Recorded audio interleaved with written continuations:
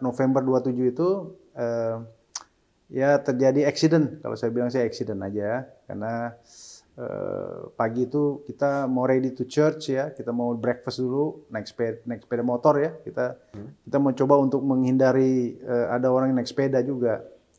Singkat cerita, nggak bisa dihindari, kita jatuh. Papa katanya. Saya buka mata, saya mau gerak mau berdiri tuh, nggak bisa berdiri karena kaki patah rupanya. Mata saya ke mana? Istri saya juga udah terkapar di aspal gitu ya. Tapi saat itu dia nggak bergerak. Ya lebih lagi tuh yang pertama. Rachel tuh kalau udah ngobrol sering nangis lah dia gitu. Saya pernah cari di Gramedia atau ada toko-toko jual buku lah ya. Ada nggak yang step by step to become a single parent? Lonely ini banyak hal. Kita apalagi kalau kita lihat teman-teman ya, teman-teman yang masih lengkap ya gitu kan. Kita punya di Facebook sekitar 2.000-an teman situ, kan banyak juga di Instagram juga ya kan. Kalau mereka ya ada waktu-waktu ngeliat, wow liburan kemana, foto-foto berdua sama satu keluarga ya, ada ini, wow happy. Paling saya responnya apa? Blessing, happy family, cuman gitu aja. Bapak mortal aja katanya. Waduh, immortal aja kan, gimana mau immortal? Tapi itu keluar dari seorang anak gadis ya, yang melihat kali, ya mereka ngelihat lah perjuangan papanya lah, gitu kurang lebih, gitu ya.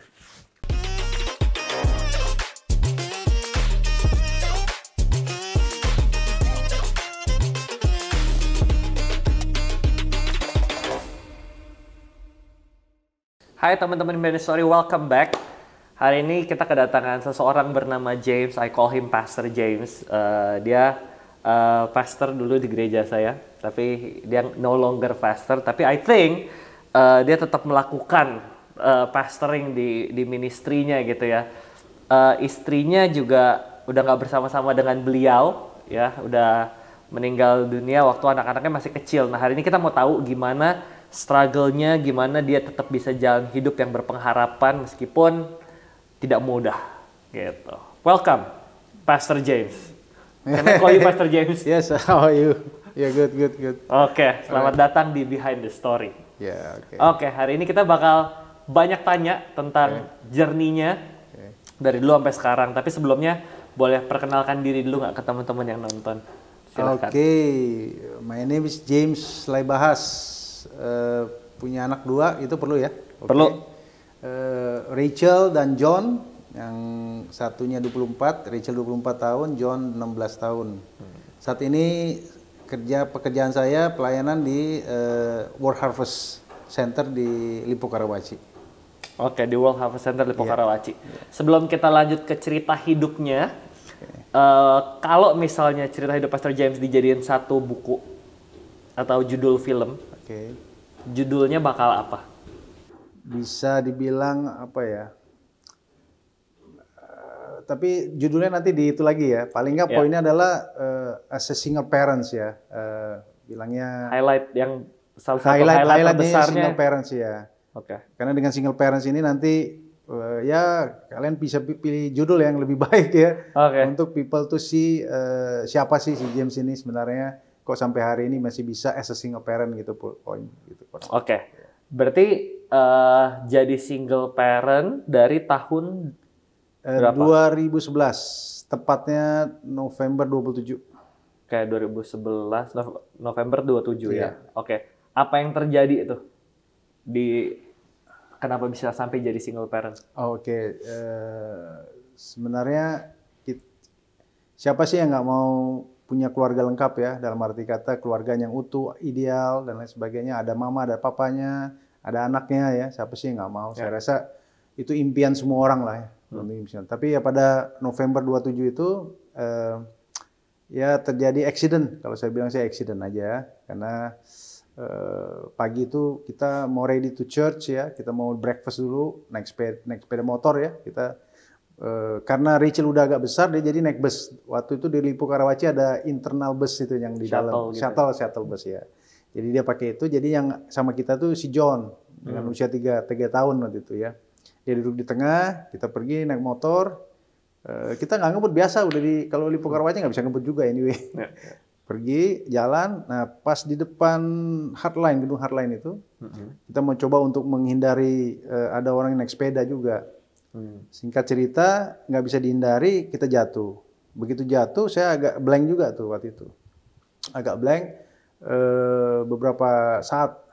Yang membuat saya wake up itu atau saya realize, sadar kembali itu si John. Jadi, papa gitu katanya kan. Nah itu yang membuat saya, tahu si John udah di sini. Saya di aspal tuh waktu itu. Oh, sempat blackout. Blackout ya, waktu itu blackout. Yang membuat kembali kayak itu si John. Okay. Papa katanya. Nah, saya buka mata, saya mau gerak mau berdiri tuh, nggak bisa berdiri karena kaki patah rupanya. Oke. Iya, kaki patah nggak bisa bergerak yang kanan. Ya, saat yang sama juga saya lihat mata saya ke mana, istri saya juga udah terkapar di aspal gitu ya. Tapi saat itu dia nggak bergerak. Si istri saya itu nggak bergerak. Akhirnya singkat cerita, memang saya orangnya suka bergaul kemana-mana sama satpam-satpam waktu itu kan. Kenal di Hardline, kenal sama satpam. Pak, kenapa Pak? Gitu. Dia lihat kecelakaan dan lain sebagainya. Tolong berhentiin angkot untuk bawa kita ke rumah sakit. Ke rumah sakit, tiba di rumah sakit karena pas hari Minggu kali ya, jadi dokter nggak begitu banyak ya. 1 jam kemudian istri saya udah nggak ada. Ya, dalam keadaan saya cedera bukan kaki aja, tangan semua karena jatuh begitu ya. Nah, setelah kejadian ini yang saya cuman amazed tuh sama penyertaan Tuhan ya. Okay.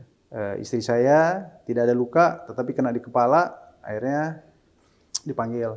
Kemudian saya banyak luka, akhirnya ke rumah sakit, kaki saya dijahit dan lain sebagainya. Yang saya amazed sama Tuhan itu begini, John itu ada di tengah. Jadi kita ini dalam satu motor, sama-sama jatuh, tapi John nggak luka sama sekali. Dan saya heran waktu itu yang pemikiran kita sebagai manusia ya. Yang saya pikirkan tuh istri saya tuh megang banget si John. Pasti dimegang sehingga dia nggak kena apa-apa, yang kena sesuatu akhirnya dampaknya itu ya istri saya. Itu saya bisa lihat bukan hanya image sama Tuhan ya, untuk John ya. Tapi saya bisa bayangkan gimana Tuhan tuh sayang sama kita ya. Dia bisa sampai dia mengorbankan jiwa hidup dia untuk kita sampai di situ sayangnya. Saya lihat istri saya sampai tidak ada lain yang di pikiran dia saat itu kecuali cover si John itu. Okay. Nah itu sampai kita cerita sampai ya itu yang kecelakaan sih. Dan sedikit untuk pemulihan, banyak orang nanya juga nih pemulihan.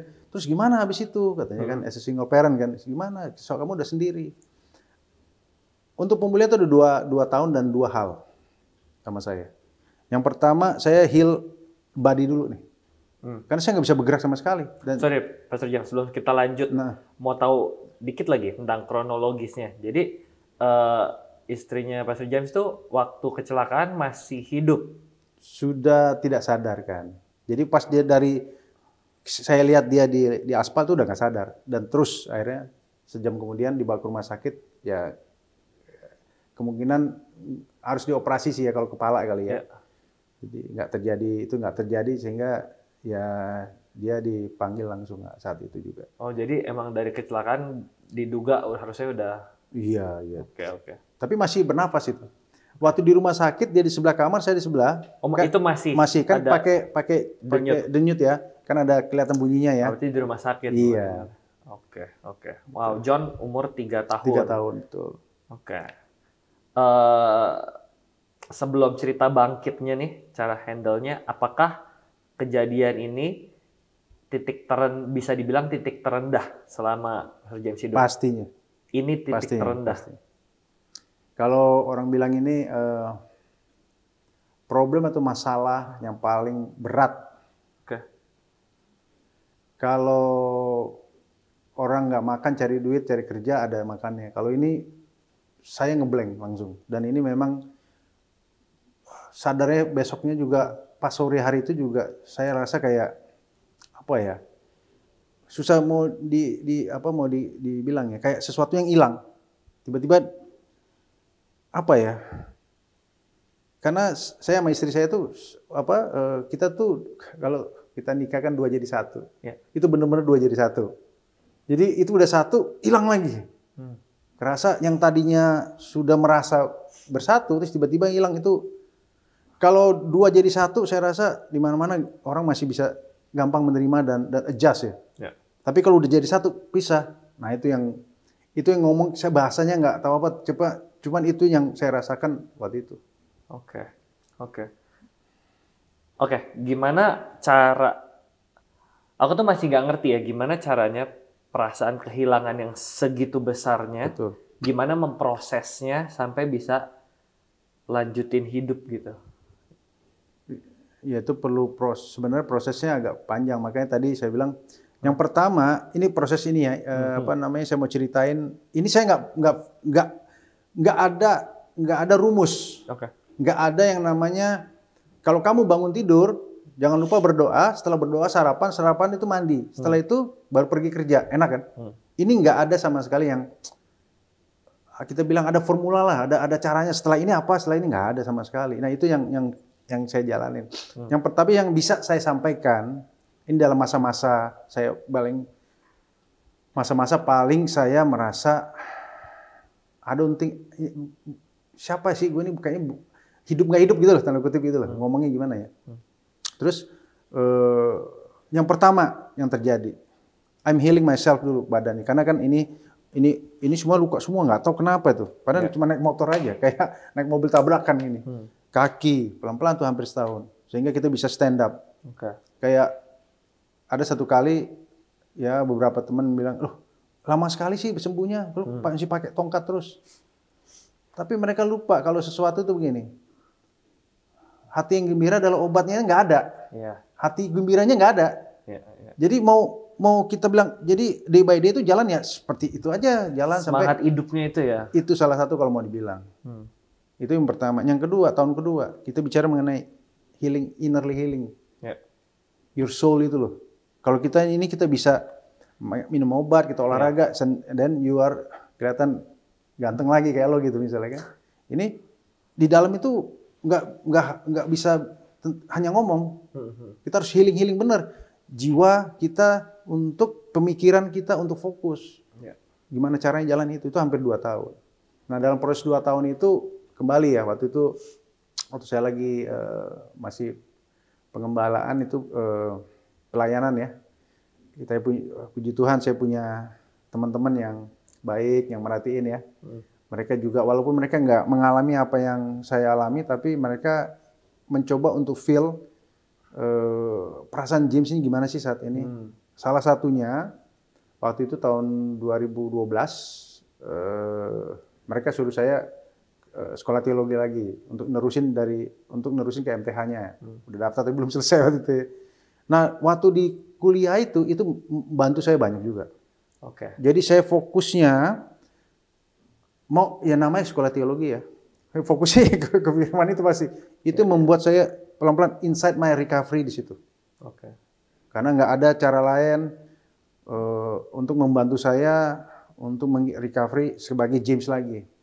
Kalau misalnya saya single parent, ada orang tua, ada saudara di rumah, itu udah pasti. Tetapi itu kan untuk menolong untuk luar. My inside nggak ada satupun. Saat itu puji Tuhan, setelah saya kuliah, fokus, itu kan harus fokus kok. Apalagi mengurus tesis segala kan. Nah di situ saya mulai wow, oh Lord, wow, saya cuma bisa wow aja. Wow, God is good. Wow, itu. Sehingga itulah itu yang ibarat mulai kayak ada di jiwa saya itu ada apa namanya? Grow lagi kayak ada hal yang baru. Wah, semangat lagi gitu. Nah, di situ gara-gara itu saya. Jadi waktunya nggak habis buat grieving terus ya. Shifting. Kemungkinan kalau nggak ada itu kemungkinan bisa. Karena saya juga dengar ya setelah nanti ya yang seperti saya ini rupanya ada banyak orang juga. Nah itu yang nanti kita sambung untuk I have a patient untuk mereka juga sih sebenarnya. Oke. Nah, di keadaan waktu itu kan Pastor James lagi nggak di proper position as a dad untuk raise the kids dong, karena sendiri aja lagi terguncang nih. Betul. Nah, gimana cara Pastor James handle and raise your kids waktu itu? Ya, kalau dilihat kembali ke belakang ya, itu kurang lebih yang udah terprosok, udah paling bawah, rupanya paling bawah lagi tuh, sekitar ada 2 tahun itu yang it's like I'm losing my mind gitu loh. Ya. Kayak, tapi itu kembali ya, anak-anak ada di situ, ya kan setiap hari ketemu pasti kan, anak masih kecil, syukur puji Tuhan ada mama saya masih nemenin, ya nggak selalu terus. Dia ada kurang lebih sama saya tuh setelah saya bisa stand up tuh sekitar 6 bulan. Habis itu dia kembali lagi ke kehidupannya. Dia punya kehidupan sendiri ya. Tapi dalam 6 bulan tuh bisa kayak saya nggak mungkin bisa masak, nggak mungkin apa, dan persiapan buat anak-anak nggak mungkin.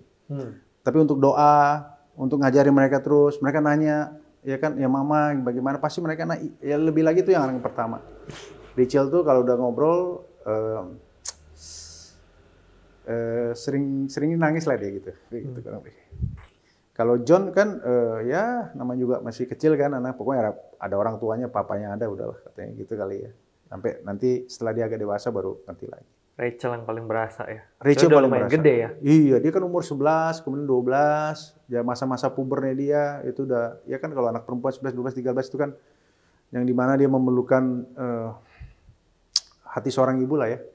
Kita generally cewek pasti dalam pertumbuhan dia harus ada seorang ibu untuk mereka. Ya.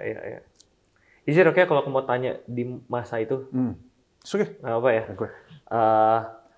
Biasanya di waktu Rachel umur 11, dia sering ngobrolin apa tuh tentang apa yang sering dia tanya ya? Ya saat itu ya as a teenager lah ya. Misalnya kalau ya waktu itu yang setelah dia tahu mamanya dan papanya juga jelasin bahwasannya the whole thing ini ya rencana Tuhan. Ya kan, rencana Tuhan. Ya kita ada mama ya, mama kita udah tahu mama kemana. Jadi dia mostly hatinya gitu, dia tahu kemana mamanya, itu poinnya gitu. Dia bukan anak yang kemana sih mama, habis ini kemana sih mana. Nah puji Tuhan kan waktu itu karena ya kita belajar firman dan gitu, kuncinya hanya firman sih waktu itu, nggak ada yang lain. Karena my knowledge ini terbatas, pengalaman ini aja langsung baru itu saya alamin. Saya mau minta advice sama siapa?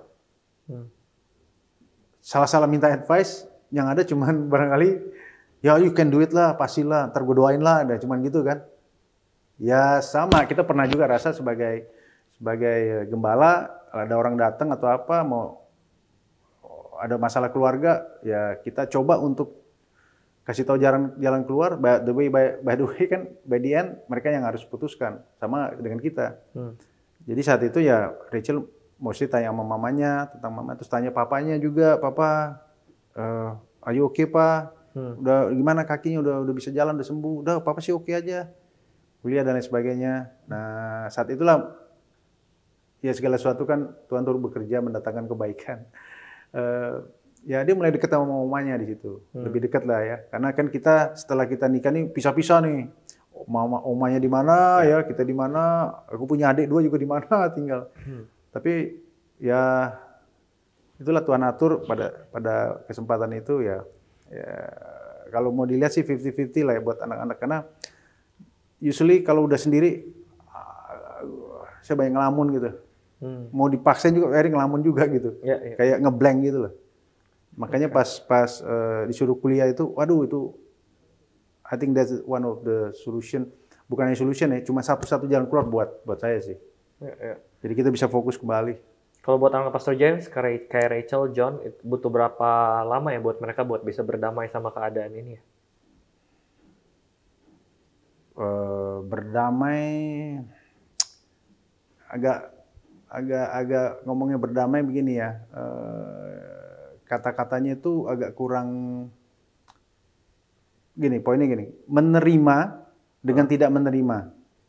Memahami dengan tidak memahami. Kemudian bertanya terus dan tidak bertanya. Nah, kurang lebih gitu ya. Karena dari time ke time sampai mereka besar juga nggak nanya mamanya sih. Oke. Tapi karena mereka sudah fokus sama bapaknya. Tapi dalam tempo 2 tahun, 3 tahun sampai kita waktu masih pelayanan di Cilincing waktu itu ya, 2013, ya ada masa-masa saat-saatnya memang mereka menanya, kalau lihat keluarga atau apa gitu ya, apalagi kalau panggilan sekolah kan biasa kalau di sekolah kan orang tua harus datang. Oh, kalau datang situ saya lihat itu si ibu-ibu semua, bapak-bapaknya kan ya kerja kan saat itu kan. Jadi pas datang itu ya Rachel dari situ hal-hal gitu dia menganggap ya papanya can do anything. Semuanya papanya bisa pokoknya udah gitu. Dari situ pelan-pelan. Nah, bicara mengenai menerima damai ya mereka di satu sisi mereka rasa papanya nggak di sini. Kalau ditanya-tanya terus ya pasti jawabannya sama. Tapi di sisi lain dia lihat papanya ada. Nggak bilang saya nggak bilang bahwa mereka harus fokus ke saya nggak, tapi cara mereka itu kan kelihatan.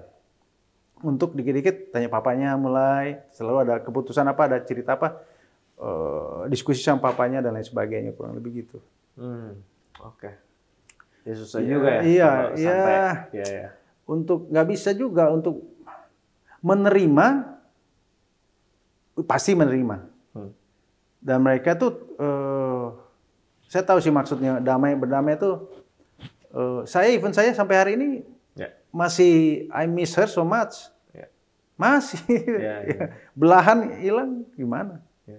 Tapi ya itu kali anak-anak ngelihat kali ya bagaimana bapaknya bisa bukan masalah overcome sih, bukan masalah nggak harus di overcome. Iya, itu maksudnya.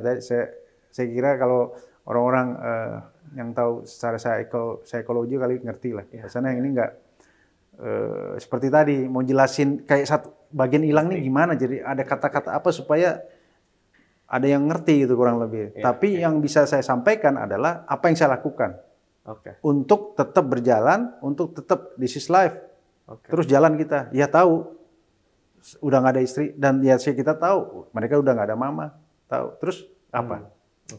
We gotta move on gitu loh. Tapi kan nggak gampang, ngomong kan gampang. Baru sekarang bisa saya ngomong setelah 14 tahun. Tahun ini adalah 14 tahun my wife passed away kan, 27 November. Tapi prosesnya kan nggak segampang yang bisa kita ngomong. Begitu banyak proses untuk kita bisa ngomong saat ini. Kita move on, kita hidup bisa sampai hari ini ya nggak segampang apa yang bisa dipikirkan dan diperkatakan gitu paling. Oke, coba sekarang kita mau dive into something yang lebih personal ya. Ini udah 14 tahun nggak ada istri Pastor James gitu ya. Selama 14 tahun, ya terbesit nggak sih untuk punya pasangan lagi? Ya pastilah ya. Nggak usah harus nunggu 14 tahun ya. Poinnya adalah selalu kan kita open. Kalau memang Tuhan izinkan, puji Tuhan, kita terima. My statement ini bukan berarti terus si James ini udah nunggu ada yang datang aja, ya nggak juga, nggak begitu. Jawaban ini berdasarkan dengan apa yang sudah dilakukan. Contoh begini, yang agak sedikit cerita mengenai as a single parents, bagaimana bisa menjadi single parents. Saya pernah cari di Gramedia atau ada toko-toko jual buku lah ya. Ada nggak yang step by step to become a single parent? Saya belum dapat sih sampai akhirnya. Nggak tahu kalau udah ada saya nggak tahu ya. Tapi saya coba nggak ada sih. Jadi poinnya maksudnya bisa nggak saya belajar sesuatu supaya saya bisa stand up, saya have a knowledge untuk jadi single parent? Nggak ada sih. Tapi puji Tuhannya, saya belajar ini, saya jalanin. Contohnya gini, beda Rachel sama John pada saat puber. Beda John sama Rachel pertanyaannya. Beda John sama Rachel sifatnya. Sama-sama anak saya sih. Sama anak saya. Nah untuk memahami itu, nggak belajar, tetapi berjalan aja. Puji Tuhan hikmatnya yang dari dia ini membuat saya bisa memahami Rachel sama John berbeda. Pertanyaan Rachel sama John berbeda. Pemahaman juga berbeda. Contoh lagi di rumah nih yang something to think about it lah. Kalau anak buat salah, orang tua marah nggak kira-kira? Menurut Brian gimana? pasti marah dong. Ya. Iya dong, kayak pasti kan kita maunya educate mereka untuk tidak melakukan hal yang salah. Simpel aja, misalnya di rumah tiba-tiba nggak sengaja slip, piring pecah misalnya kan. Ya, contoh gitu. Ini salah satu contoh aja. Terus dia bilang, gimana kamu kok bisa begitu? Sama si Rachel nih. Iya Pak, slip ini. Lah kamu nggak ini sih, nggak pegang yang benar dong pegangnya sayang, gitu kan udah selesai. Tapi pas lagi ngomong gitu kan mendidik biasa intonasi beda. Kamu lain kali harus begini ya. Papa nih udah 2 kali Papa ajarin misalnya, atau 3 kali Papa. Kamu ngerti ya? Ngerti. Muka berubah, intonasi berubah udah pasti. Karena kan mengajarkan sesuatu yang harus dia ngerti. Terus saya balik belakang. Saya pergi ke dapur atau saya mau masak apa, terus dia datang. Kalau saat itu dia datang, terus saya bilang, it's okay, no problem, Cel, gini-gini. Terus nanti next time dia bilang, nggak apa-apa nih jatuh piring rupanya. Bapaknya cuma ngomong doang, dia cuma marah sebentar. Itu baik kok katanya. Ceblung, dar, pecah lagi. Sama halnya misalnya melakukan hal-hal yang lain, kesalahan yang lain. Sesuatu yang harus ada thin line-nya, black and white, harus jelas. Nah kalau kita saat kita educated dia, terus kita dalam keadaan serius, marah itu udah pasti orang tua ada. Terus tiba-tiba di sisi lain, udah 1-2 menit kemudian terus, hai itu berubah gitu. Kira-kira menurut Brian gimana? Anaknya pasti gini, oh gampang papanya. Tadi marah, tapi cepet dia baiknya. Kalau ada apa-apa salah baik. Gak bisa begitu sama anak-anak. Harus kita punya certain time. Waktunya harus jelas. Supaya dia memahami dulu. Dia meresapi dulu. Oh, kalau itu perbuatan itu gak bagus. Tidak boleh sama papa. Dan memang dilarang. Itu dia lakuin. Untuk meredam, untuk ngerti itu ada waktunya. Pada saat dia datang, saya mau sih peluk dia. Tetapi di sisi lain, kalau saya lakuin itu, dia nggak akan nganggap itu tadi terlarang atau itu tadi dimarahin itu untuk sesuatu yang baik buat dia. Jadi apa yang saya lakuin? Saya tahan di sini. Saya tahan dalam arti kata, ya belajar lah kali ya, belajar ya. Tapi pas saya balik itu, waduh, ini saya mau meluk, cuman harus kalau enggak dia nggak tahu bedanya lagi dimarahin sama nggak dimarahin. Jadi marah sama senang udah sama aja gitu, wah gawat itu. Dan itu belajarnya nggak sehari 2 hari. I learn. Karena itu pernah juga. Begitu dimarahin, langsung baikin. Dia datang baikin, udah itu lagi lakuin. Dan itu nggak ada yang ngasih tahu. I learn by myself. Dengan so hard untuk mengertiin itu. Dari mana sih kita nih mamanya udah nggak ada, anak-anak mau lakuin apa? Dari mana sih bapaknya nggak sayang? Walaupun mereka melakukan yang salah, dari mana sih? Udah ya, oke. Bapaknya paling mikir, misalnya waktu itu saya bilang, wah kalau gue marahin ntar keluar pintu nggak pulang-pulang lagi. Atau dia keluar rumah nggak pulang-pulang. Bisa begitu kan? Tapi itu hal-hal itu yang salah satu dari beberapa macam hal yang saya belajar. Dan itu nggak ada, mana ya, nggak ada guidebooknya. Untuk seminar parenting saya sering. Bahkan kita yang suka ngadain parenting. Parenting itu bicara mengenai suami istri, keluarga ideal, dan lain sebagainya. Tapi so far sampai hari ini, ada nggak kira-kira yang, ini sedikit ini ya. Sorry Pak Surjan, sebelum kita masuk ke parenting. Oke. Tadi aku masih penasaran. Jadi selama 14 tahun ini, ya pasti kepikiran. Nah, buat cari pasangan lagi. Tapi nggak ngoyo, tapi kalau ada ya boleh gitu ya? Iya, betul. Pernah discuss ini sama anak-anak nggak? Nah, ini lucu ceritanya juga. Jadi awal-awal nggak tahu bagaimana, saya nggak discuss. Tetapi kalau ada cewek yang deketin, siapa tuh? Gitu. Itu sih, khususnya yang cewek gede. Siapa tuh deket-deket? Itu siapa? Teman papa siapa? Gini. Biasa kan. Kalau kita kan suka, waktu itu di Cilinci kan tempat yang paling enak ketemuan, itu kan paling di mall-mall sana lah gitu ya. Jadi kalau ada orang baru, Rachel, John nih kenalin dulu. Dia kan wajahnya wah lucu kalau Rachel. Dia cuma gitu lihat, dia gitu. Udah pulang tanya. Siapa Pak itu tadi? Wah, di mana dia tinggal? Ya, emang orang tuanya di mana? Pokoknya dari gue juga kadang-kadang pusing dia padahal cuma kenalan doang. Padahal cuma mau ketemu teman, ketemuin teman. James ini sini ada ini. Bahkan adikku juga kan suka pernah kenalin juga adikku yang adikku nomor 2 itu kan punya teman juga. Ya awalnya begitu. Siapa nih? Wah gitu kan. Lumayan posesif Poinnya juga ya begini, mereka ya. posesif enggak ya, tapi barangkali karena ya bila bisa dibilang gitu ya, tapi mereka nggak tahu tujuannya kan. Kalau kita posesif itu kita tahu, kita melindungi untuk apa. Tapi kalau ini kan siapa tuh? Siapa? Kayak curiga gitu kan. Sampai itu ada prosesnya juga. Lama tuh. Wow, mulai mereka teenager, youth, sampai Rachel kuliah. Ya bapaknya juga akhirnya kan ini antara ya itu salah satunya kali ya banyak yang nanya juga, James lu nggak nyari lagi ya? Pastilah. Pasti. Semua orang pasti tanya. Pasti nanya itu. Ya, well, ya kan, ya oke aja. Cuman di sisi lain juga penilaianku agak hatiku juga agak kanak-kanak karena dikit-dikit curiga kan ya. Oh, Canak siapa dan ya. Sampai akhirnya ya recently kayak 5 tahun terakhir lah habis Rachel udah kuliah dan sebagainya. Terus terakhir itu terakhir beberapa tahun ini kan. Ada yang nanya. Kita punya banyak teman juga. Malah ke Rachel sekarang kan. Rachel, kalau papa punya mama lagi gimana? Ya terserah dia aja gitu. Jadi udah beda. Kali dia think about karena dia setelah lulus kuliah dia harus kerja, kemungkinan dia harus kemana, bapaknya sama adiknya sendiri. Nanti kalau adiknya udah selesai bentar lagi sama nggak tahu kemana, mulai mereka thinking wah bapaknya sendirian di rumah nih gimana gitu. Kali ya kayak gitulah kurang lebih lah kalau dilihat lah. Itu ngeflow aja Ngeflow betul. Tapi nggak pernah diobrolin sama mereka ya.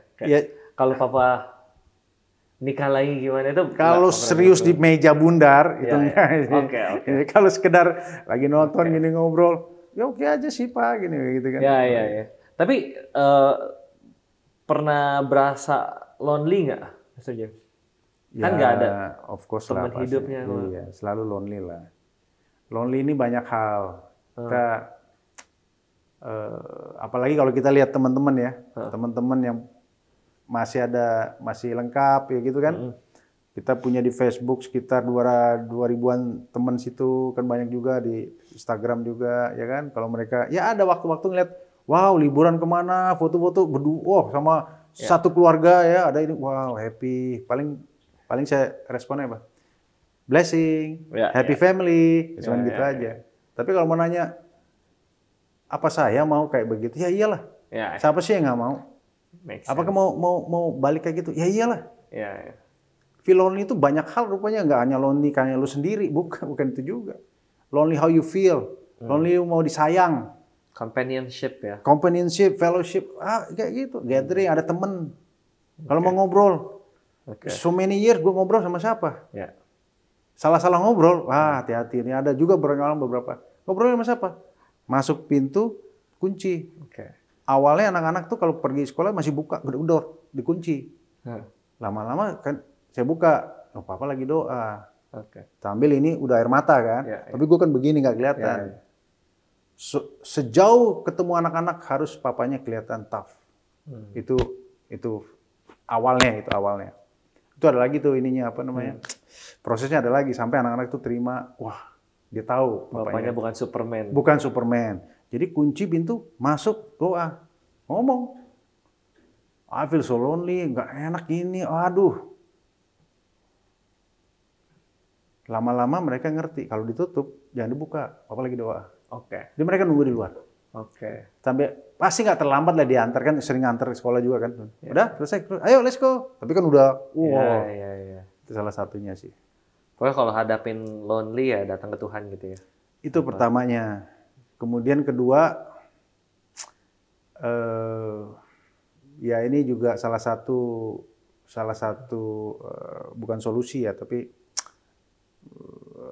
untuk sendiri itu justru membawa kita kepada apa ya, hati kita itu akan merasakan kesedihan terus. Sendiri itu membuat kesedihan. Itu pernah rasain juga soalnya, rasain. Gimana caranya? Yaitu Tuhan tuh taruh di hati untuk yang namanya, gue ekstrovert sih orangnya, ekstrovert. Jadi kalau nggak ngobrol, kayaknya kayaknya gimana gitu ya. Nggak nge-charge baterainya. Nggak nge-charge. Terus tinggal di Lippo Karawaci dari tahun 2006. Sampai ya bagian mana yang gua nggak tahu gitu lah ibaratnya gitu ya. Teman-teman mana sih yang di Lippo gua nggak tahu. Kenapa? Gue suka keluar. Mau ke restoran kek, mau ke mana? Ke mall kek. Dan itu baru satu hal. Tapi kalaupun di situ, di keramaian, lo diem, ya lo sepi dalam konteks lo sendiri. Tapi apa yang saya lakukan? Saya lihat orang kiri kanan, ajak ngobrol aja. Dan memang Tuhan setiap yang saya ajak ngobrol nggak kayak siapa lo ya, gitu nggak gitu. Orang kadang nunggu lagi duduk, lagi nunggu ya Pak ya. Iya nih lo keluar gini, nah itu nyambung tuh. Terus misalnya ke restoran kita makan di sana, kita di sini. Pak makan dulu ya Pak ya, gitu ya. Pokoknya dari itu aja bisa langsung ngobrol. Untuk pertemanan kita tuh apa? Ya habis itu udah, habis itu terus.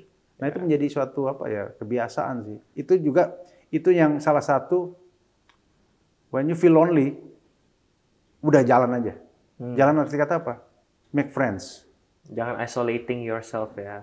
Ya itu nggak bagus. Apalagi punya komunitas pasti helpful banget ya. Wah. Punya fellowship gitu-gitu. Wah iya. Belum lagi kalau ya bawaan firman ini kan kita kan nggak harus ngomongin firman terus. Tetapi dalam satu kelompok ketemu dimanapun, ternyata mereka ada masalah A, masalah B, masalah C, masalah pribadi, masalah keluarga, masalah anak, masalah pekerjaan. Sementara saya ngerasa saya lagi banyak masalah juga nih. Ini lagi lonely, lagi drop, siapa ini? Tapi justru kita ngasih tahu, kita ngajak ngobrol, kita ngasih pandangan-pandangan hidup ya, dalam tanda kutip gitu ya. Nggak tahu, habis pulang itu kayak gue di Richard gitu loh, kayak lu tadi bilang. Kayak wow, nah gara-gara itu gue cari temen banyak. Karena rupanya setiap orang yang diketemu itu punya masalah masing-masing ternyata. Betul. Dan lebih ininya lagi, setelah mereka tahu siapa saya, pastor. Bukan masalah pastornya, masa lalu lebih berat dari gue ya. Kejadian, oke. Ibaratnya gitu kan? Wah, karena mereka nggak ada yang pernah jadi single parents. Ada yang malah ada yang mau cerai, nggak bagus bro, gini-gini dan sebagainya, ngomong sama dia. Ada yang masih bisa, oke. Tapi ada yang enggak, ya memang bisa. Tetapi dia tetap panggil untuk, gue begini nih sekarang, gimana ya James? Gimana? Nah itu salah satu my passion sih. Karena orang terpisahkan bisa ditinggal karena kematian dan juga bisa karena cerai. Persoalannya adalah, makanya kita ada hari ini. How you survive? Bagaimana sampai saat ini gimana caranya? Dan itu yang menjadi sebenarnya apa ya, itu ada beberapa yang enak kita kalau kita lagi sharing gitu ya. Ya sebenarnya saya sih mau dikuatin, tapi dengan ngobrol gitu ya dia justru wow iya kayak gitu ya James oke ya gitu ya, salah satunya lah. Ya benar ya yang Yesus bilang kalau memberi itu lebih berbahagia daripada menerima gitu ya. Exactly. That's right. You experience it ya. Iya.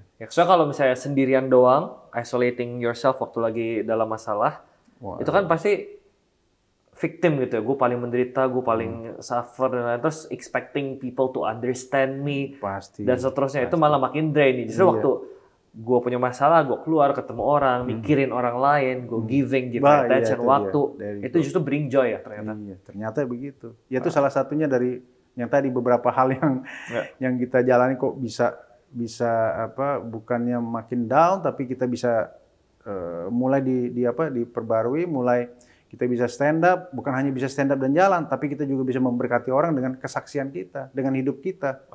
I think that's all about life kalau gue bilang sih, gitu kurang lebih. Mantap. Kita akan ngomongin tentang parenting sekarang. Baru kita masuk ke parenting. Sebelum ngomongin parenting, ya for your information, Pastor James open. Siapa tahu yang nonton ada yang cocok. Kan nggak menutup pintu ya kalau kenalan why not gitu. Gue nggak sampai sana ngomongin tadi. Lumayan loh kalau ada yang nonton kan bisa kenalan. Well, anyways, tentang parenting. Jadi kan as you said, kalau misalnya hidup Pastor James dijadiin film atau buku, yang paling di-highlight sebelum ada judulnya nih.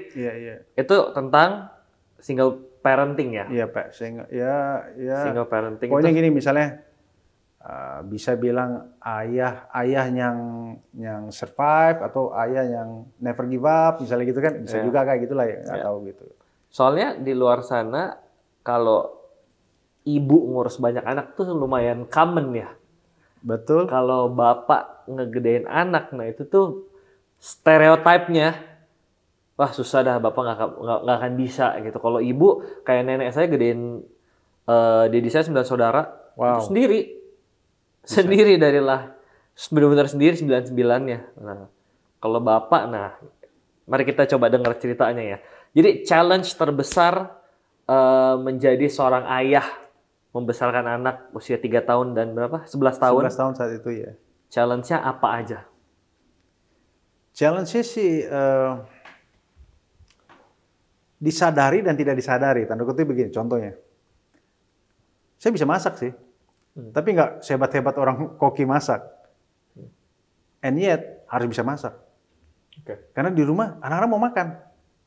Ya kita harus bisa masak. Maunya apa? Misalnya salah satu. Mau semur kah? Atau ini mau apa?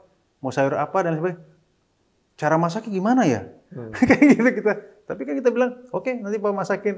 Pas dia selesai ke sana, gue balik ke Google, ke YouTube. Oh gini masaknya. Udah gue belanja dulu baru itu kan. Begitu kan ceritanya kan. Itu salah satunya how to feeding them gitu loh. Iya kan? Tiap hari itu harus dipikirin. Itu ekstra ya, nyari duit juga, belanja iya, masak iya gitu ya. Iya, wow pokoknya. Oke. Dan itu ya harus dilakukan. Kalau maunya kita sih pulang kerja capek, istirahat. Dan ini bukan setahun 2 tahun loh guys. Iya, Panjang. panjang. Iya. Dan kita harus lakukan terus. Awal-awal memang capek. Tapi kenapa yang mendrive me itu apa? Karena ini anak-anak saya. Saya harus kasih mereka gizi yang baik. Saya harus kasih makanan yang baik. Saya harus kasih juga salah satunya adalah pendidikan yang baik. Mau nggak mau. Awalnya agak berat. Memang kan tiba-tiba kan. Tapi lama-kelamaan pulang kerja tuh nggak capek. Tapi excited gitu. Langsung, wah makan apa? Buka lemari es gini. Wah masakin dan lain sebagainya. Jadi gitu tiap hari. Jadi menjadi suatu kebiasaan jadinya. Sampai hari ini. Lihat anak-anak. Saya kan pelayanan juga di tempat-tempat yang lumayan lah, yang bagian masyarakat yang memang membutuhkan banyak perhatian lah, tuh konsepnya gitu ya. Tapi anak saya sehat. Kadang-kadang pernah ada saatnya itu umur-umur between 15, 16, 17 yang makan kira-kira ya makannya. Kenapa? Kelihatan karena mereka sehat, terlalu sehat. Terlalu sehat, tahu? You know what I mean? Terlalu sehat. Lagi John lagi, wow. Ya puji Tuhan sekarang mereka, Rachel tumbuh dengan baik, John, wah badannya lebih besar dari saya lagi badannya. Tapi itu kan proses yang awalnya itu. Ada hal-hal yang memang susah dipikirin, tapi harus dilakuin aja udah. Nah itu bagian dari jasmani mereka lah. Beda lagi dengan yang namanya rohani. Ya kembali ya, Tuhan tuh atur segala sesuatu, nggak ada yang kebetulan ya. Jadi saat-saat mereka bertumbuh, saya jadi gembala. Selalu yang saya ajarkan itu kepada, bukan sebenarnya itu awal itu saya harus ngajar diri saya dulu. Baru ke anak-anak, itu udah stepnya. Dari anak-anak baru ke jemaat, habis itu dari jemaat baru ke komunitas dan lain sebagainya gitu. Prinsipnya gini ya, belajar dari Yesus sendiri. I have to taking care myself dulu. Mengasihi diri sendiri itu salah satunya. Kasihlah dirimu sendiri seperti kasihlah sesamamu seperti dirimu sendiri. Mau yang gimana? Ya you have to take care yourself. Buat sehat. Equip yourself. Cheer up. Wah banyak hal itu mau diomongin satu-satu. Setelah itu baru kita ke anak-anak. Tadi kan nanya bagaimana untuk anak-anak, kita batas ke anak-anak dulu. Kemanapun saya ditugaskan cuma satu syaratnya. Saya bicara sama pemimpin kita. Cuma satu syarat. Mau dikirim kemana saya tugas penggembalaan nggak masalah. Tapi anak dua ini harus sama saya.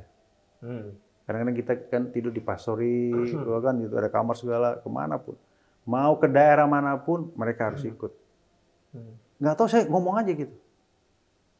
Saat itu kan saya berpikir sebagai papanya, jadi sebagai taking care mereka. Anggap dulu ya. Jadi kenapa saya bilang supaya mereka ikut saya? Ya saya papanya, saya harus taking care mereka, jangan jauh-jauh. Tapi siapa yang kasih makan dan lain sebagainya, gitu ya. Ternyata lebih dari itu. Pikir saya cuma satu dimensi. Tuhan pikir 3, 4, 5 dimensi. Dalam arti kata gitu. Setiap pelayanan saya ajak 2 anak itu. Either Rachel atau John kadang-kadang. Setiap kita preaching hari Minggu, mereka harus duduk di situ. Setiap saya ketemu orang, jemaat atau di komunitas, saya ajak. Jadi mereka lihat. Apa yang mereka lihat? Cara melayani orang. Cara mengasihi orang. Cara berbicara sama orang. Cara how to connect with them. 14, 15, 16, 17, 18 tahun. Itu kayak gitu. Sampai akhirnya pada saat ini, ya antara I'm proud sih. Cuman nggak tahu ya. Kalau John ditanya sekarang ya, dia tanya sekarang dia udah masuk kelas 1 SMA sekarang kan. Tapi kan banyak tanya dia di Lentera, dia banyak waktu di interview sama kepala sekolah, kemudian juga pernah bicara sama kita punya senior pastor juga di gereja kita, kemudian tanya juga sama adik saya juga pernah nanya, udah kelas 1 SMA, sebentar lagi, lulus ini mau kuliah di mana John? Saya juga bingung dia bisa jawab itu. Saya mau sekolah teologi ya. Kalau orang-orang itu pasti bilang kan, mau kayak papa ya? Kalau saya nanya beda lagi. Kenapa mau teologi ya? Dalam hati itu belum dia jawab. Ngomong dalam hati nih. Nggak tahu nih. Sebagai beban gembala atau sebagai pendeta whatever. Dia kan cuma lihat bapaknya.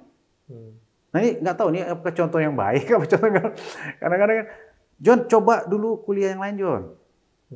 Sekuler whatever lah dia. Nanti kamu kuatnya di mana? Nanti kita lihat nanti. Enggak lah, teologi aja. Dan memang sekolah-sekolah teologi ini udah tahu kita mau kemana. Mau ada yang A, B, C udah jelas kan. Tapi satu hal yang saya bersyukur sama Tuhan adalah waktu mereka kecil sampai hari ini saya nggak tahu. Tapi saya belajar yang tadi itu ya. Kita bebenah dulu, kemudian kita sampaikan kepada anak-anak apa value-value yang kita mau ajarkan kepada mereka. Setiap ada occasion untuk menyampaikan word of God, mereka ada. Dan mereka tinggal sama saya. Nah ini yang beratnya. Mereka tinggal setiap hari dengan saya di Pastori. Dia lihat nih, mereka di situ. Walaupun lagi nonton, nanti ada tamu datang mau konseling dan lain sebagainya kan ada di sebelah situ. Mereka kan lihat, papa ini beda nggak papanya? Iya. Beda di atas mimbar, beda di pelayanan, beda di luar atau di rumah. Itu satu value yang saya orangnya apa adanya sih soalnya. Nggak. Ya kalau mau ngomongin, ya mereka lihat dah. Jadi mau diinterview silakan anak-anak itu. Bapaknya ini ngapain sih? Bapaknya siapa sih bapaknya? Mereka akan jelasin siapa bapaknya. Sampai itu yang kuncinya tadi. John mau teologi ya, yang lain dulu aja. Karena menjadi seorang hamba seperti ini harus benar-benar berdoa sih. Harus ada panggilan untuk kita melayani orang ya, nggak gampang ya. Orang dalam pelayanan itu kan banyak ya. Ada yang mengkhianati, ada yang mau ngomongin kita, ya kan? Kalau anak Pastor James, si John mau ambil teologi, mau jadi kayak Pastor James? Ya, saya cuma mikir apa dia sanggup seperti apa yang saya jalanin. Seorang bapak nih, nggak mau anaknya itu masuk lubang yang sama dong. Dalam arti kan kalau ada lubang ya, atau mengalami hal yang susah. Nggak ada lah. Maunya anak-anak itu sukses, berhasil, tanda kutip ya. Pokoknya kamu lebih dari papanya deh. Tanya deh sama orang tua semua. Pasti kamu harus lebih dari papa. Udah gitu aja. Pelayanan oke, gereja oke. Tapi untuk kamu sendiri, your life lah, gimana? Harusnya ya itulah apa yang saya sampaikan buat si John sih. Tapi sampai sekarang nih ya, dia kekeh wae katanya. Pokoknya mau teologi ya silakan. Kita lihat banyak doa ya John. Dia doa, gue juga doa di kamar. Tuhan tolong tunjukin yang benar. Yang mana kalau memang udah panggilan ya puji Tuhan ya kan? Gitu kurang lebih. Terus apa lagi? Tadi udah secara jasmani, secara spiritual. Terus secara psikis pernah ngobrol nggak? Pernah nanemin value-value apa aja nih? What kind of parenting yang Pastor James terapkan ke mereka berdua sebagai single parent? Ya, ya itu tadi ya, itu nggak ada sebenarnya. Kalau kita lihat parenting yang ideal suami dan istri, saat contohnya suami lagi kasih educate, pasti anaknya nanti kalau seneng nggak seneng pasti larinya ke mamanya. Ya. Nah itu kan salah satu value ya. Jadi anak-anak ini gampang begini, kayak kita dulu lah waktu saya kecil. Bapaknya lagi marah, papa lagi marah. Papa marah nih ke mama Lari ke aja, mama. marah Ya. gitu, bisa gitu kan. Ini kan salah satu, bukan itu nggak baik. Itu ya salah satu yang diajarin adalah dia mau ngadu, dia mau senang, dia mau susah, cuman kepada papanya. Nah dia dalam pertumbuhan mereka harus bisa melihat, justru mereka belajar membedakan papanya. Ini papanya lagi sebagai seorang papa atau seorang mama, tanda kutip. Ya. Nah itu kan nggak diajarin di bangku sekolah. Tapi mereka dengan hidup bersama saya, mereka tahu, mereka melihat.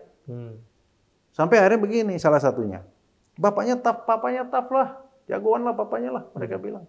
Tapi kalau di mobil, mereka tiba-tiba, sekarang dua anak itu dikit-dikit pasang lagu rohani pokoknya lah. Dari Evolution lah, apalah semua gitu. Gue denger, ada worship nih bagus nih, lagi nyetir, pergi. Touch banget itu, ada beberapa lagu touch banget. Terus kan dia, biasanya kan kalau dengar itu, kalau touch my heart itu biasanya langsung pasti keluar air mata. Wah, kadang-kadang tahanin, kadang-kadang ada Richard atau John kan, gue tahan-tahanin gini kan, lihat gini supaya jangan keluar gitu kan. Tapi anyway tetap masih keluar. Dari mereka nggak ngerti sampai akhirnya mereka ngerti. Kalau dengar lagu itu, papanya udah gini-gini, kadang-kadang ngambil tisu kan, pura-pura mau buang ingus, padahal begini kan, gitu kan, gitu kan ya. Sampai mereka ngerti gini, the value-nya. John pernah tepuk belakang, lagi jalan, Pak, everything's gonna be alright. Nggak tahu bahasanya gimana. Gue lagi denger lagu itu dibilang gitu lagi, gimana kak? Makin nangis ya digituin anak. Iya gitulah. Iya. Tisu nggak? Tisu bang. Iya, gitulah kurang lebih ya. Dan I'm so proud with Rachel sama John. Apalagi kalau jalan berdua gitu ya. Mereka nggak tahu recently ini berapa tahun belakangan ini justru ngebahas firman tuh John tuh pengen tahu lagi gitu loh. Jadi ya semua parent pasti, orang tua pasti mau ngajarin anaknya untuk hal yang baik dan juga bermanfaat, punya value untuk kedepannya lah ya, kurang lebih ya. Sekarang udah berasa kayak lumayan nuai buahnya juga ya. Ya gitulah ya. Anak-anak udah gede, udah spiritually juga grow. Iya. Kurang lebih gitu ya. Yang ibaratnya kalau mau tahu sekarang adalah kesusahanku, mau bilang enak, kerepotanku, apalagi ya ngomongnya ya, ketidakmampuanku ya, as a parent gitu ya, sebagai ayah dan ibu sekalian nih, kayaknya pas sekarang lihat itu kayak terbayar semua tuh. Yang tadinya tuh ini 10 tahun, 8 tahun nggak tahu. Cuman yang tahu kita harus jalan, kita harus maju aja. We have to be tough. Toughnya juga nggak asal tough. Harus plans buat mereka dan lain sebagainya. Mereka mikirin diri sendiri juga dalam arti kata untuk gimana ya, abis ini gimana ya, mau sharing sama siapa, untuk spesialnya untuk gue bertiga nih, kita bertiga nih gimana. Maka doa hampir ya kembali ya. Ini bukan doa baru kemarin tentang, saya bilang gini, Tuhan, peluk kami dengan kasih-Mu.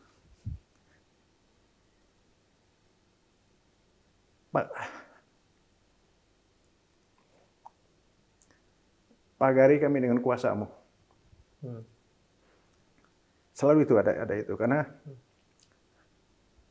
tanpa Tuhan di pihak kita ya, wah, kita ini fragile, kita ini gampang rapuh, kita ini kelihatannya aja di depan. Tapi kalau setiap pagi, setiap hari kita taruh kehidupan kita baik dalam doa dan juga di dalam pemikiran dan juga jalan kita.